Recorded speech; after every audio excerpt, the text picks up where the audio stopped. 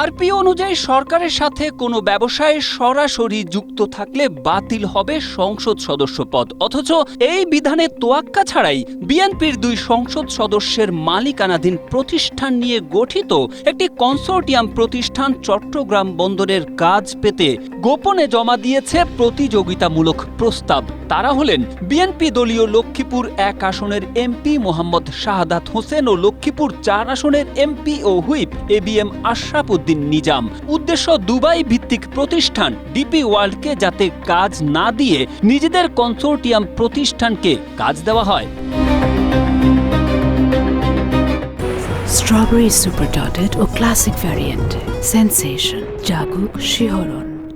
Asia পোস্টের অনুসন্ধানে উঠে এসেছে গেল 28 এপ্রিল নৌ পরিবহন মন্ত্রণালয়ে একটি গোপন প্রস্তাব জমা দেয় Saif cosmos Everest port services consortium, যা গঠিত হয়েছে সাইফ পাওয়ার টেক, এভারেস্ট পোর্ট সার্ভিস আর কসমস এন্টারপ্রাইজ এই তিনটি প্রতিষ্ঠান মিলে। এভারেস্ট পোর্ট সার্ভিসেসের ব্যবস্থাপনা পরিচালক সংসদ সদস্য মোহাম্মদ শাহাদাত হোসেন আর কসমস এন্টারপ্রাইজের chairman whip ABM Ashraf Uddin Nizan. কনসোর্টিয়ার প্রস্তাবে এভারেস্ট পোর্ট সার্ভিসেসের পক্ষে স্বাক্ষর করেছেন এমপি শাহাদাত হোসেন। কসমস এন্টারপ্রাইজের ম্যানেজিং পার্টনার হিসেবে হুইপ আশরাফ উদ্দিন নিজানের ছেলে ব্যারিস্টার হাসান বিন আশরাফ আর সাইফ পাওয়ার টেকের পক্ষে ব্যবস্থাপনা পরিচালক তরফদার মোহাম্মদ রুহুল আমিন। যদিও চট্টগ্রাম বন্দরের নিউ মুরিং কন্টেইনার টার্মিনাল আগামী 15 বছরের জন্য দুবাই ভিত্তিক অপারেটর ডিপি ওয়ার্ল্ডকে কাজ দেওয়ার প্রক্রিয়া চলছে।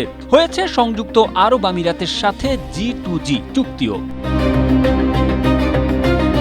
এশিয়া পোস্টের অনুসন্ধানে উঠে এসেছে গেল 17 বছর ধরে আওয়ামী লীগের প্রভাবশালী নেতাদের ছায়ায় এনসিটি টার্মিনালে একচ্ছত্র ব্যবসা করছে সাইফ পাওয়ারটেক। তারাই এবার বিএনপি নেতাদের সামনে রেখে কাজ ধরে রাখতে এই প্রক্রিয়ায় নেমেছে।